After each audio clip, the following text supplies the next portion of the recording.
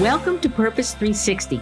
I'm Carol Cohn. And I'm Chris Noble. And we're on a journey to explore the brightest and most innovative minds and initiatives in social purpose. Today, companies and brands must stand for something meaningful. They have to have a social purpose and bring that purpose forward to their employees, their customers, and their community. Each episode, we're talking to leaders at Fortune 100 companies, global brands, social enterprise startups, NGOs, and everything in between. We'll be taking a deep dive to learn how they are integrating purpose into their organizations to benefit both business and society for enduring impact. Join us.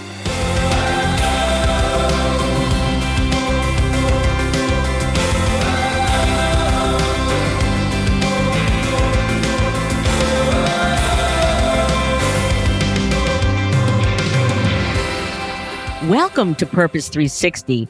I'm Carol Cohn. And I'm Chris Noble. And today we have a wonderful guest on the show, Jeff Fromm. And Jeff is a friend.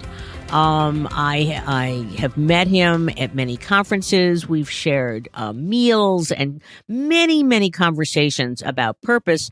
But Jeff is a prolific author, and he has written his fourth book, which is called The Purpose Advantage. And it's a terrific both commentary on the state of purpose today, but also it's got some great suggestions and exercises for companies of all sizes to truly analyze the core ingredients to develop an authentic purpose. So we're going to dive into Jeff's prolific writings, some great cases about purpose, and we're going to have a super conversation today. So welcome to the show, Jeff. Thanks for having me. We are thrilled. And so what we always like to do to start is just, let's get some background. And, why do you like to do these incredible books and talk to so many people, millennials, Gen Z, experts of all kinds? What got you started in being a prolific writer?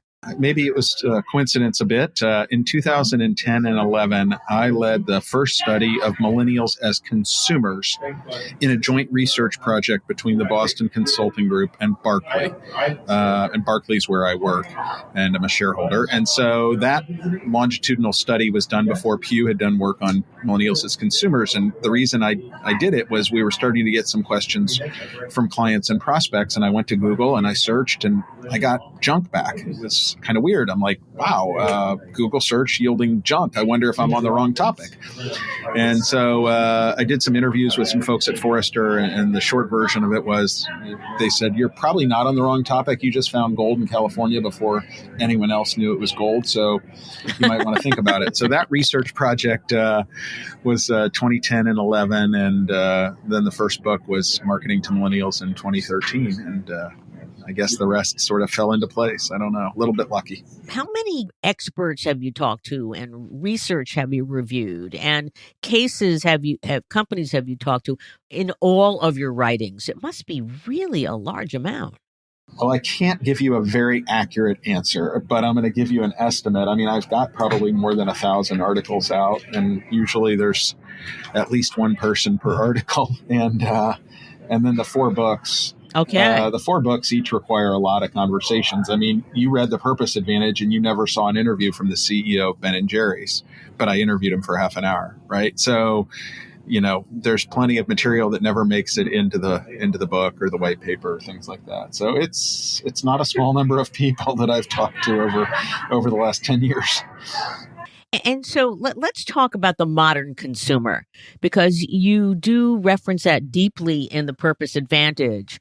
But, when I met you, and it was at a CMN event in Orlando, and, you were there talking about, we were on actually a panel about millennials. And so you know a lot about modern consumers today. So I'm sure our listeners would love to gain insights, especially as young millennials and Gen Z, very, very different generations. Yeah, I think that one of the big challenges that business strategy professionals face is to sort of move past the common myths we hear and read about around generations and deal with the hard data. We'll hear things like, millennials are all broke and unemployed. It's like, yeah, and the fastest growing cohort of people making $100,000 or more in this country are millennial women over the age of 30. And there are 10,000 of them today who are going to have a child, and 10,000 yesterday and 10,000 tomorrow. So a lot of what I did early on and continue to do to some extent is just debunk the myths about millennials. And then as we think about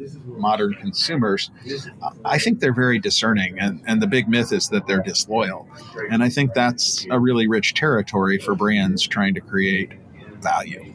So actually, Jeff, I'd love to talk about how to create that shift in mindset with the brands. So in my own work, I've switched from calling millennials to calling them shoppers under 40, just to bring home the fact that that cohort is aging, that they're having kids now, and that they are, just as you said, they've got salaries, they're engaging as consumers. How do you bring that home for brands? Like, what's the way to make that visceral for brands? Depends on the situation. If I'm giving a talk and I speak at events pretty frequently, I try to hit it right, sort of square one. I mean, you could be millennial by birth year and anti-millennial by mindset, and you could be 55 years old and have a millennial mindset. Well, that's really good to hear. And the fact of the matter is, when we talk about a lot of the trends, the center of the bullseye on trends for baby boomers can usually be predicted by following youth culture. You want to find the next tech trend, what's hot today with younger people, because I wasn't the first to use Venmo, nor am I the first to use mobile pay when I go to Starbucks, but I use them all the time now. And so whether we're talking about food, travel, or technology, the canary in the coal mine are the youth culture trends that become mass adopted. And so as I try to debunk myths, I try to understand the audience and what they know and assume through some interviews ahead of any kind of a meeting in person or phone call. And then some people quickly move past the myths, and some people want to hug them a little longer because it feels good, but it's not usually very healthy. So let's talk about purpose and millennials and Gen Z. Obviously, the purpose advantage is a roadmap, how companies can truly be introspective and then be strategic about their purpose. But you know so much about these generations. You've got a lot of nuances. So why don't we just start at a high level in terms of purpose and maybe I know that, Chris, you're calling them shoppers, under 40, but maybe older millennials, younger millennials, and older Gen Z.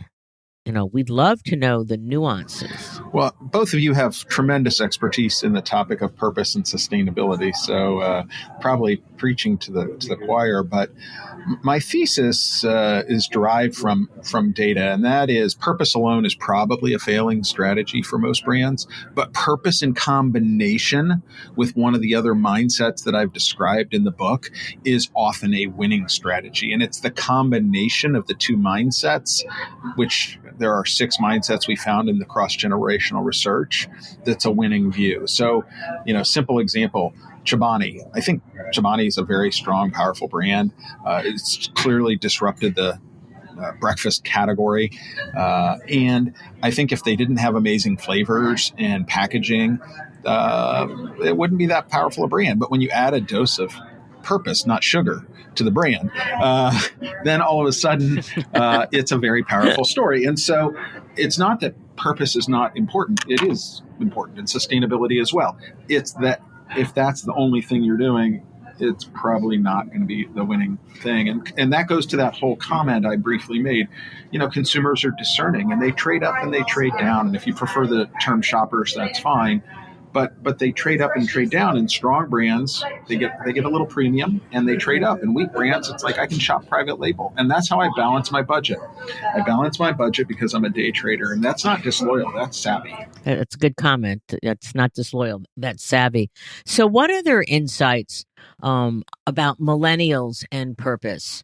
Are they, some people say actually with Gen Z that Gen Z leads with purpose and that the cost is quite secondary, or the salary in their job is secondary to what does the company stand for.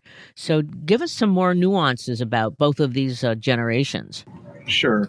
I haven't seen anything to that effect. I'm not sure if it's true or not. I know that we're in the middle of another large-scale study. It's a cross-generational study, not to surprise you, of course, since my prior 3 books and work was on generations, and we're looking at purpose and sustainability by generational cohort, so that we can actually, quantitatively break apart what that looks like, and be able to put sort of, R squared and all that kind of good stuff to it. What I would say is this. I think Gen Z and millennials care about things like money. Like, that's a myth. They want to work for a company that does good and adds to the world. But if the salary at company A is $20,000 and the salary at company B, then company A is it matters. Like, benefits matter. All these things matter. Again, the whole notion of discerning. It's like, I expect to be paid a market salary. I expect fair benefits. But if I feel like I'm adding good to society at one company and not the other, then I'm going to prefer to work there. And while they're not probably going to work there forever, there are plenty of millennials and Gen Z'ers who do plan to work hard. One of the big things we found in our Gen Z research, which we published, was there's a competitive fire among Gen Z, and money is a cool topic. And we came out and talked about that a couple of years ago. And you're starting to see some articles pop up in the major national news media again, like, it's cool to actually have a branch bank and money's important. Yeah, money was important 2 years ago too. It's just people were talking about the myths of, nobody cares about money. They only care. It's like, no, that's just another one of the myths that comes out because people tend to deal with these little eccentricities.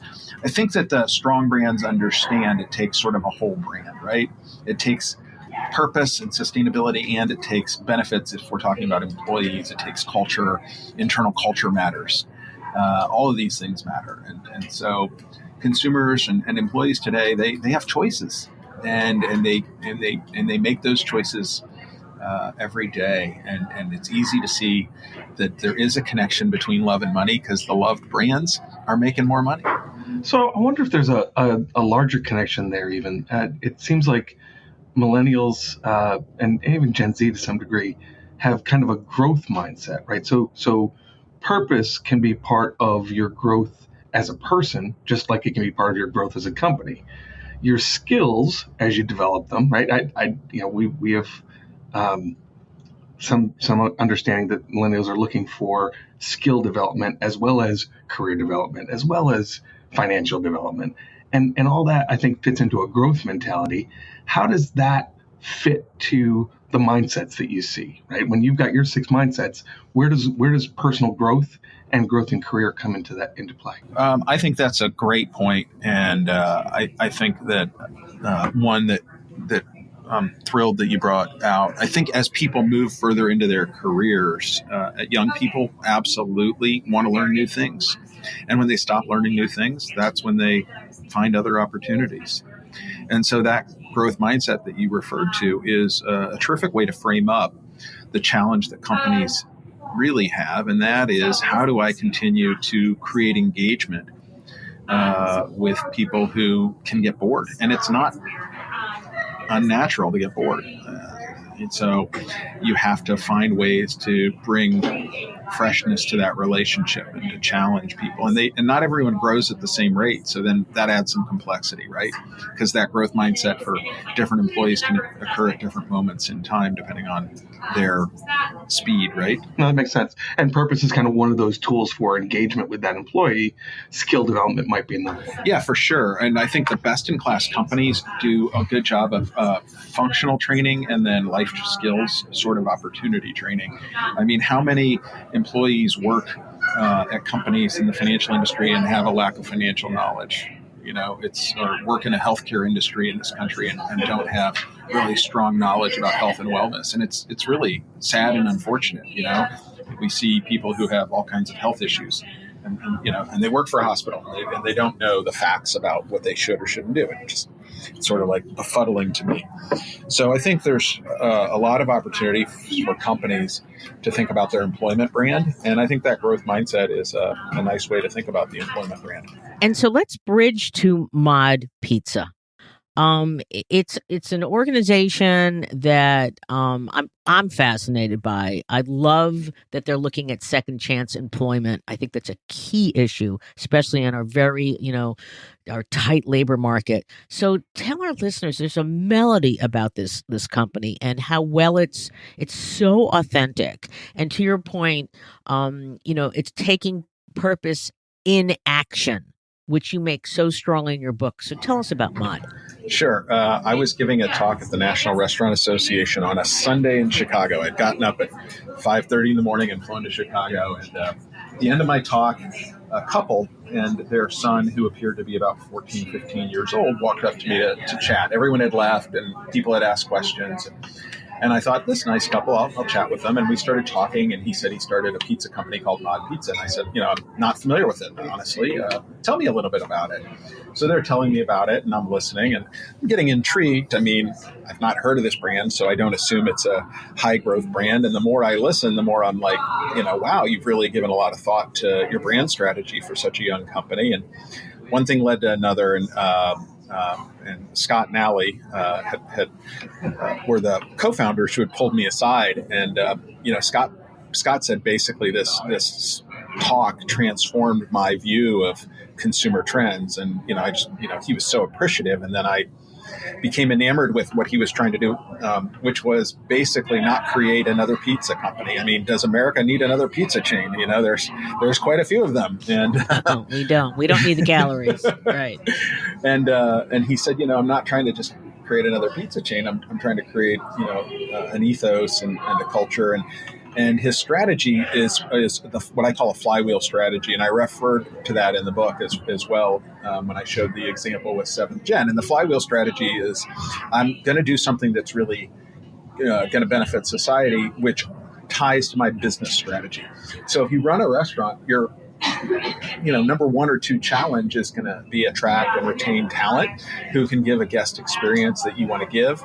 And to do that, as you said, in this labor market is tough, right? I mean, it's not easy to find people to do that. And so the second chance culture allows him to open his arms wider to people who are looking for opportunities and get passed over. Maybe they had a brush with the law. Maybe they had a gap in employment. And some of those people stay at Mod and some leave. And he's happy when they leave because they've moved on to another life stage. And he's happy when they stay and they continue to grow. But as a result of this second chance strategy, he's got a business model advantage because he has lower costs of training, lower turnover. And if you run a business like this is a multi-million dollar kind of expense and huge advantage in terms of guest experience because his employees love his brand more. And we all have been to places where the employees don't love the brand, and you walk out saying, yeah, the food was okay, but I don't think I want to go back there because I didn't really have a great experience. So I love what he did, and the way we met was coincidental in the sense that I didn't know who he was until we were probably 20, 30 minutes in, and I started like, well, how many units do you have? And all of a sudden it's like, oh, he's built $1 billion business, and you wouldn't have known it. It was a Sunday, and we were both wearing jeans, and I'd finished this talk, and we spent an hour together the first time we met, just by chance, and then I said, I love what you're doing. Could I interview you for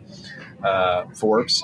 Because I write at Forbes, and from there I asked if I could do another interview for the book. And he's always been pretty gracious with his time, and I hope he's successful because he seems like a genuinely nice guy.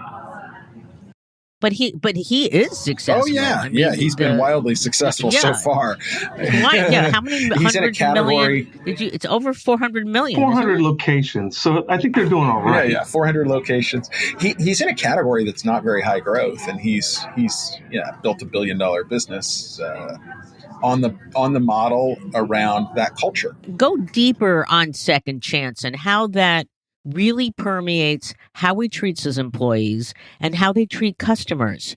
Because you go into detail in the purpose advantage. And I think that knowing, let's go deep.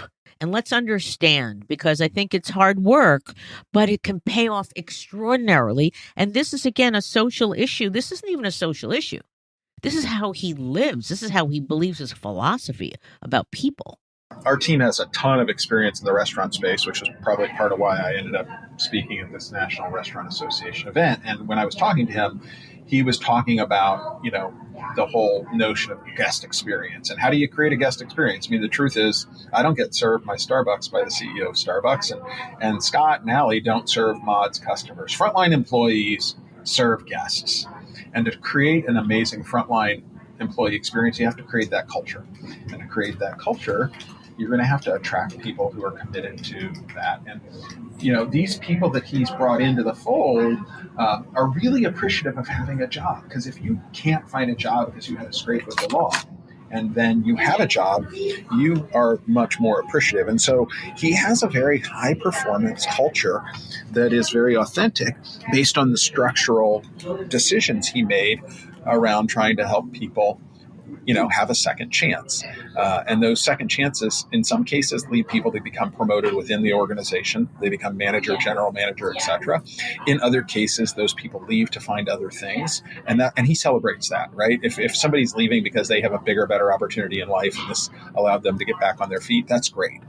But in total, he's got this culture that's much more powerful and vibrant than what you would find in a typical quick service restaurant type environment or fast casual restaurant type environment.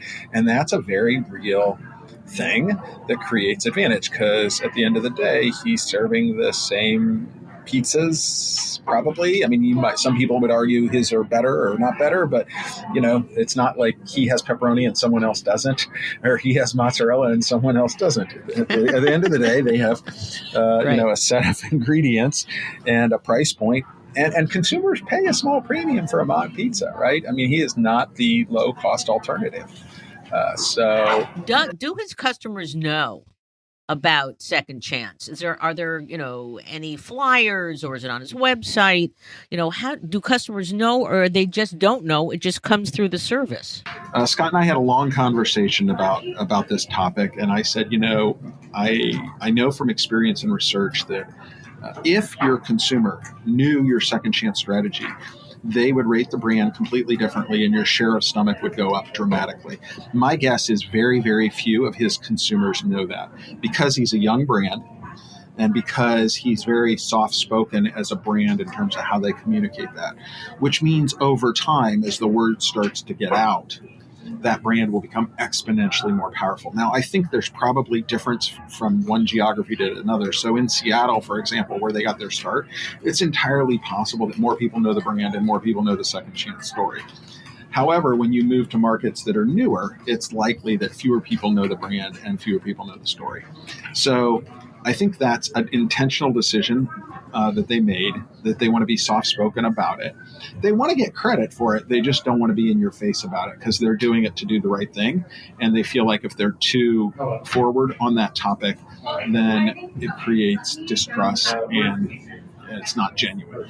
So I think it's a complex issue, but I think it's a lot of upside and runway because I know from our research with other brands in the sectors he's in, when you start to get credit for something like that, it changes how you view a product or service experience. And I think on the whole, across the whole geography that he's in, he's probably not getting too much credit on that, which again, I view as a good thing because a gap It'll be interesting to there's watch an his growth. opportunity.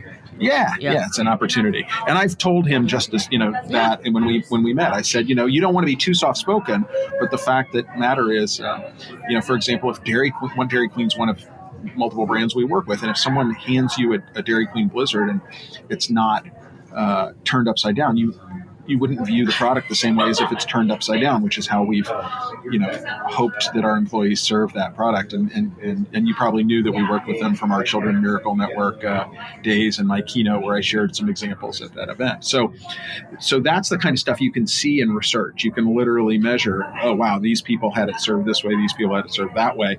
And the difference in terms of their view of the brand is wildly different. And so my comments to Scott are grounded in a lot of data across a lot of brands where I'm quite sure that gap is one of the biggest opportunities he has for growth. It seems like the second chance bit is kind of the internal brand, right? And it reflects out, radiates out through employees and through, just as you said, more subtle action. But they also have a fairly loud partnership with Generosity Feeds, and they, when they open new stores, they dedicate the first day of proceeds to a local charity. They host Generosity Feeds events for teens and schools that want to give back.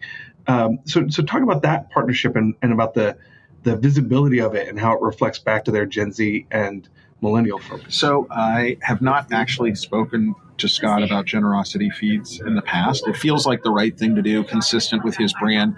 But I also feel like a lot of brands would do something like that as part of their ethos and strategy. I don't know that I see the longitudinal kind of differentiation with that compared to other brands, as opposed to the second chances, which give them that internal brand culture advantage, which, when you talk about a growth mindset, to me, that's where the big aha is he's created that growth mindset. That's super interesting. That's a really good distinction between kind of cultural purpose and a cause marketing campaign. Yeah. And I think that's to me, your language around growth mindset, I think that's what he's built. He wants people to grow in their career and take on more responsibility, either within Mod or leave and pursue their dreams. And either way, I think he wins. He has an alumni network of people who love his brand. And how many people have an alumni network of people who love your brand, It sounds like he's been studying Starbucks. Well, he is in Seattle, and I wouldn't be surprised if... Yeah, and in terms of how can they advocate for my brand if I don't advocate for them? So brilliantly done. Let's turn to seventh generation. Years and years ago, I don't want to say how many, I got to work with Jeffrey Hollander when he created that brand. And it was, he was part of the group with Anita Roddick and Ben & Jerry's and Tom's of Maine, in terms of just being a really niche brand with a very, very special vision of health and the type of products what we should put in our bodies or on our bodies, or how we should clean our clothes, things like that. He has since left the company, and you profiled extensively seventh generation in the Purpose Advantage. So can you talk about how they've gone mainstream and how they keep their soul and how they are marketing and connecting with their customers? Yes, that's an awesome segue, Carol. I think that I had the chance to interview the CEO, Joey Bergstein, on a couple of occasions. And then I've actually had the chance to invite him to New York to do a live event together when we launched the book. And, they compete against an amazingly strong brand called Tide.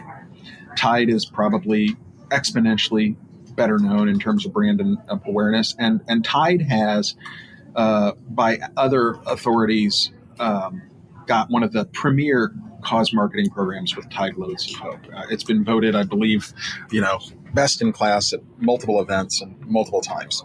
And yet he wins at shelf in the sense he's smaller, but he gets a 10% price premium at shelf, and he's growing very rapidly. He showed his sales curve at the event we had in New York recently.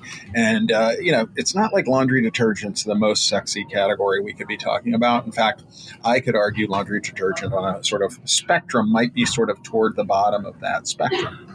And so what they've done is they've really leaned into creating a brand. And I think they've done that by using purpose and sustainability as a verb. And by verb, I mean literally through brand action, because we can look and see that purpose is not a verb. That's so I'm speaking much more metaphorically, right? But when I talk to him and when he talks about what they're doing, it's a mindset. And when I say mindset, that's everything from most companies go on retreats, they go on advances. Okay. They don't do retreats, they advance. Tide launched pods because pods were a new product that made a lot of sense. And on a risk analysis basis, pods would be the kind of thing any company that's successful would do. Joey doesn't believe in risk analysis. Joey, when I say that, I'm sure they do some level of risk analysis, but Joey knew that if they introduced pods, that they would have the same problems that Tide did. So they simply didn't do it. Okay.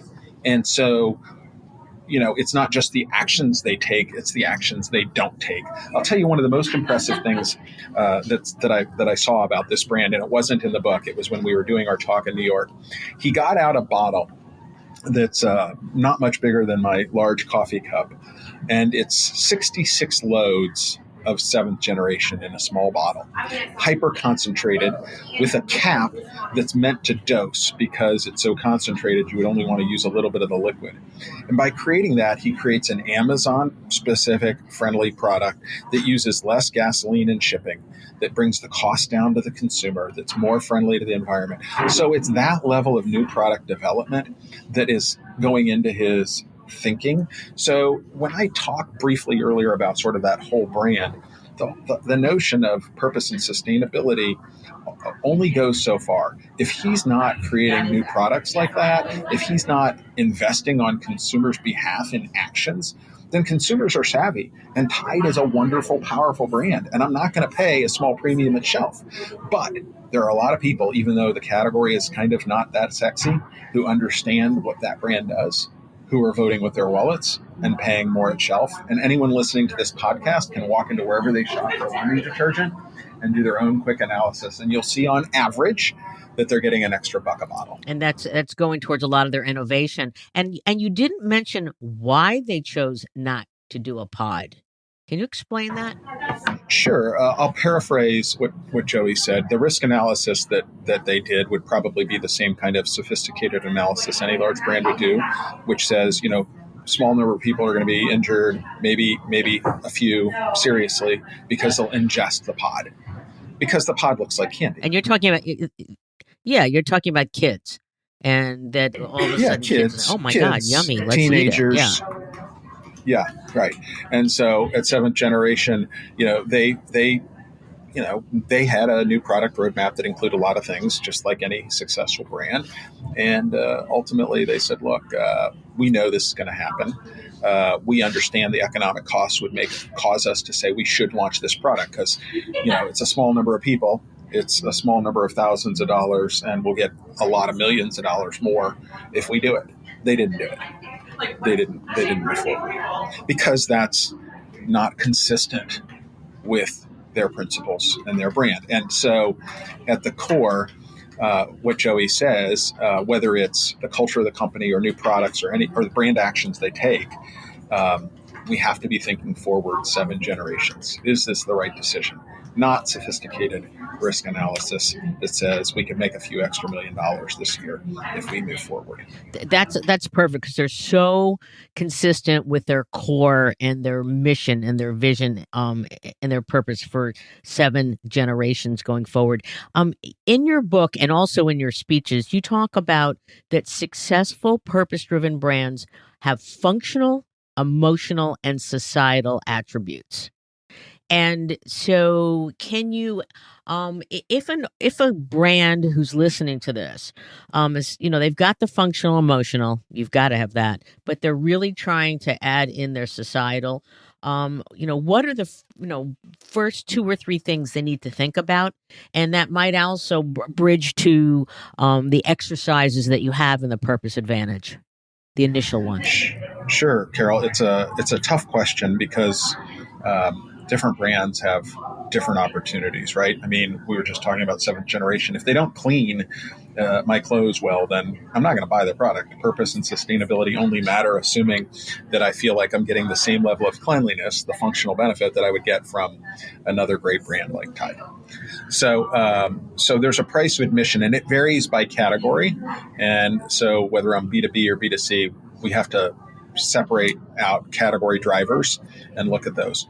I think that what I usually would suggest, and if I was doing this, I would be doing it collaboratively with others, is to look back a little bit into the history of the company. Why was that company started? What was the original purpose of the company? If I'm a small bank in the state of Washington that started as a B2B bank making loans to small businesses, then how do I lean back into that history? What's true in Tomorrowland that was also true 40 years ago when I started my little company? And in some cases, those founders have moved on.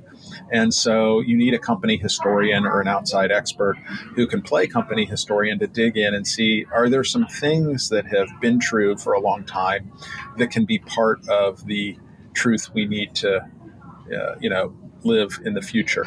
The other thing I personally like to think about is mirror images versus mirror images. Mirror images are what's really going on, because it's real easy if it's a mirror image. And if it's a mirror image, usually companies get called out, and we see them get called out, with failures time and again, because they are creating something that's not true to the core. And we could certainly have a conversation about more than a couple failures that have happened in the recent past. So those are just a couple starting points. The exercises were specifically done in collaboration with a couple of my colleagues. One woman who spent 15 years in London in the Unilever Sustainable Brands group working on Ben & Jerry's and other brands, and then a couple other women on my team. We sat down for a couple weeks and said, let's pressure test the exercises we would use and have used in the past when we've been presented different challenges, just like you face when you get presented different challenges by different brands. And can you codify it? So there's no perfect answer, but this is an attempt to give people a starting point if they're inspired by the early part of the book in terms of some directional exercises that would perhaps get them further down the road. And when they start, who should be in these groups? Who what sort of different functions across the company if they're going to get their purpose right? Well, it's another good question, and as you know from doing this yourself, it helps when there's a good cross-functional team, and that can vary from one company to another. But if people responsible for supply chain and operations and marketing and corporate strategy are working collaboratively, it's probably going to get more traction than if it's only in one functional area. But obviously, size of company can dictate that, and there are companies where there is a team that's supposed to lead sustainability and brand purpose. And so sometimes they need to take the lead role. I think the challenge as we think about modern consumers and youth culture and what we've been talking about is even really strong brands have to take a half step back and think about this. And I think the best in case example for me is Patagonia. I mean, here's a company that's consistently been a top performer in terms of purpose and sustainability that reimagined that strategy in the last 12 months. They went from do no harm to protect and defend. And so I think as we talk about youth culture and trends, you have to think about, okay, where are we today? Where do we want to be in the future?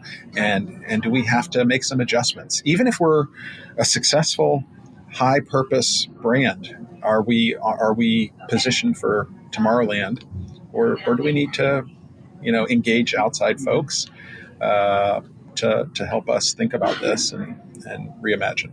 That's a super important point, Jeff, just because so many brands and actually so many nonprofits, I want to pivot to kind of cross the culture now, are facing a aging consumer base or an aging donor base, and they're trying to future-proof their brand, right? That's the lingo.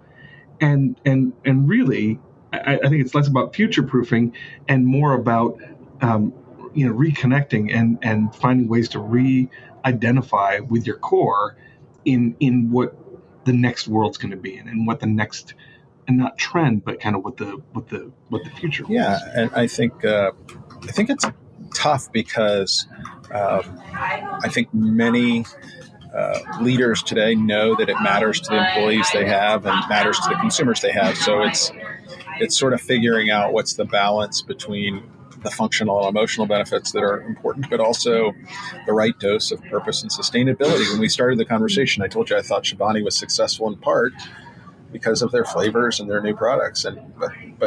But I'm not trying to minimize purpose and sustainability. I don't think they'd have the success they have without it. But if they'd only focused on that, I don't think they were there.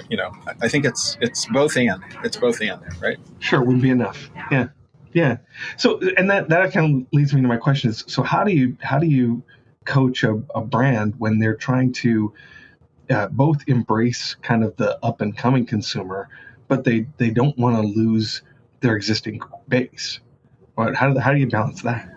Well, there are a couple different ways to go about that. Part of the reason we created that millennial mindset, modern consumer mindset framework that we briefly got into was it was cross-generational. So we looked at consumers 16 to 65 around the 6 themes that we found based on purchase behavior, not stated importance. So I think one way to do it if you're a larger brand is you look at that. The other that we've had come up on multiple occasions is brands have multiple brands in a portfolio. So company has 4 brands, 5 brands, 6 brands in that portfolio. And so you make decisions in the portfolio around which brands are going to go for which territories.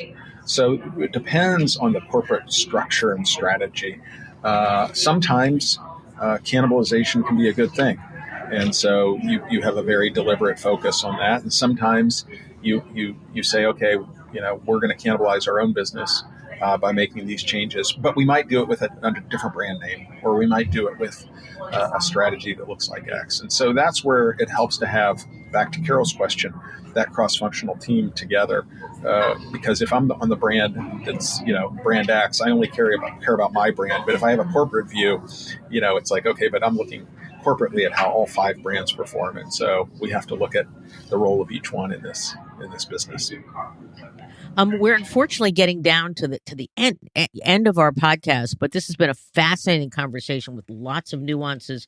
We always like to ask our guests, Jeff, what are your top 3 insights for, our listeners who are either evolving their purpose work to be, I love what you said, from do no harm to protect and defend, or whether they are just beginning. So some of your, favorite insights so that they will be successful, or at least begin to be on that road to success. Maybe the starting point is to agree on sort of what the future looks like internally across that internal team. Take a half step back as a second point and look at the original history of the company. What was the original purpose, right? William Lever founded Unilever so people could have access to basic cleaning, and he created a soap, right? So what is that original history that you can find, even if the founder's long gone? And then finally, to have a reasonable and modestly patient view about it. You don't build a strong brand in a day or an hour.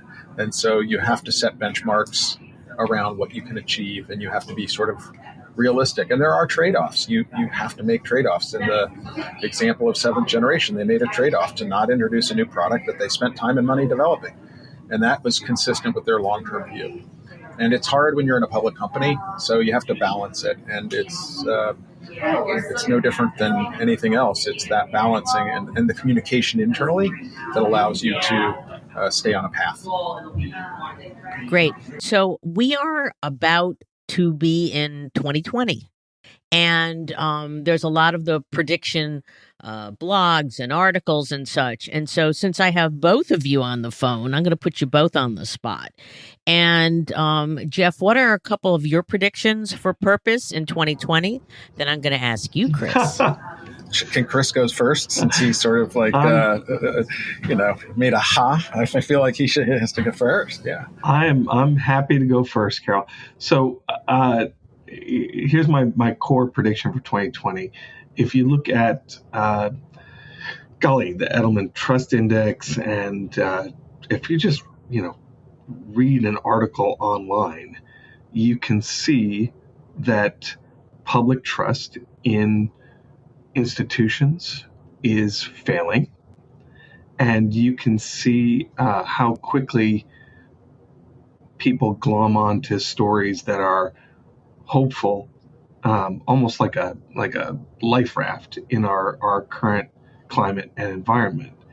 And I think that 2020, I think we're going to end 2020 with a huge number of people on one side or another feeling disenfranchised and angry. And I think that the way politics is going to take over the conversation is just going to stir up and foment more anger as we go through 2020. It's a real opportunity, although I think a surprising one, for brands to emerge as the conduit of hope and kind of the pointers to a hopeful future. And I think that a lot of large scale nonprofits will join together because they're brands of their own of a sort. And I think that you'll see, as faith and kind of trust in institutions starts to fail, that brands and nonprofit partnerships are really going to rise up and provide the hope that we all need to kind of sustain and go forward. So, Jeff, what's your predictions for 2020? Well, I would certainly agree with where Chris was going. You know, when I say the word Volvo, most of the people listening to your podcast would probably say safety. And when I say government, I don't think too many people are going to say collaboration. And so there's a fundamental lack of collaboration that frustrates people on both sides of the aisle. I think the distrust is certainly part of that. And, you know, millennials and Gen Z want more transparency. So I think when you have organized religion across all flavors of religion, not having the same levels of involvement, people are looking for purpose. There's a purpose gap. And the brands that use purpose as a verb are going to start to fill that gap. And the brands that use purpose as a verb and fill that gap are going to actually do well for society and shareholders. And I don't think those things are mutually exclusive. I actually think they work together. And so as long as the brand isn't piggish and reinvests in society, I think they'll see growth. And I think we'll see more and more brands start to go down this road. I think for me, one of the bigger surprises was Walmart this year. Walmart's got a long history of sustainability, but not a long history of being public on purpose topics. For them to send a letter to folks on both sides of the aisle saying, do your job, and that was in response to gun control. And the letter was a little longer than that, but it basically said, do your job. There might have been an F in there too. I think we're going to see brands have a voice that we haven't seen before. And so I think consumers are going to rally around that. And in some cases, that'll be polarizing. And in some cases, that might be uniting. And I think we'll see brands take both approaches. And Carol, if you're looking for a safer answer, I think TikTok is going to emerge as a platform even more strongly in 2020. TikTok is crazy. Yeah. I'm going to run out and get myself loaded up on TikTok. It's got some great stuff, and it's got the goofy stuff and ridiculous stuff. Saw a lot of it at Cannes last year. You know what's interesting is that I want to play both sides of the long attention span and short attention span. You know what's interesting is that Cannes has sent out its topics for next year, and regarding purpose, they're calling it Beyond Purpose, and they're talking about I think getting into social issues as you know, in terms of like what's Colin Kaepernick and Nike, or you know, really taking a stand. Which I think is this, which to me, like, okay, last year was purpose at Cannes, and now this year is beyond purpose, you know, taking a stand. One of my predictions is there's going to be a lot of really bad taking a stand because it's the cool thing to do without any depth. And that scares the heck out of me. Because I think that there are great brands, you know, such as Patagonia or Nike, and many of the Unilever, or you know, P&G is doing great work with the talk and other things, where they're backing them up with action, which is what you say, and not just isn't this cool and it's going to be just creative. And so, I think we're going to have a lot to talk about next year in terms of lots of missteps as well as good steps too. Carol, I just want to make sure I understand your point. You're taking a stand that people are going to take a stand. They're going to take a stand, but they're going to misstep, I think, in a lot. Ha ha. You're taking a stand. Jeff? Well, first, I'm grateful for the chance to be included in your podcast and look forward to collaborating in the future as we can. And I think that I guess I'd like to be a little bit hopeful that next year, even though it is an election year, we see some improvement in sort of the broader societal issues that we have, whether that's clean air or whether that's, food for people, sort of the big sustainable development goals. I'm hoping that we see some real action. And I do think there are a lot of brands that will do the right thing. I certainly won't be surprised to see a few brands do the wrong thing either. But I'm more hopeful that that's good. We need hope. Think about that, as opposed to apathy. Purpose and profit.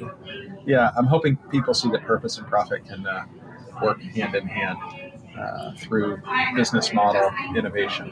And Chris, we're going to give you a final comment too. Jeff, thank you so much. I really appreciate your insight and your perspective. And I agree with you. You have to have purpose, and it's got to be purpose plus one other thing in order for them to work in confluence. Well, thank you both, and hopefully our paths will cross again. I'm sure they will. And I would love to again end with what we always ask our guests, which is, what is your purpose? Have a wonderful holiday season, and always, please send us comments, send us ideas for guests to have on the show, anything that we can improve, because we are doing this to up-level the power of business, the power of brands, the critical role that brands and companies and working with NGOs and experts on social issues, we all need to take a stand and to participate to help our world solve its major problems so that we have hope versus hopelessness. So have a great holiday, and thanks both to you, Chris, and to Jeff. Thank you both. Hey, thank you all. Take care.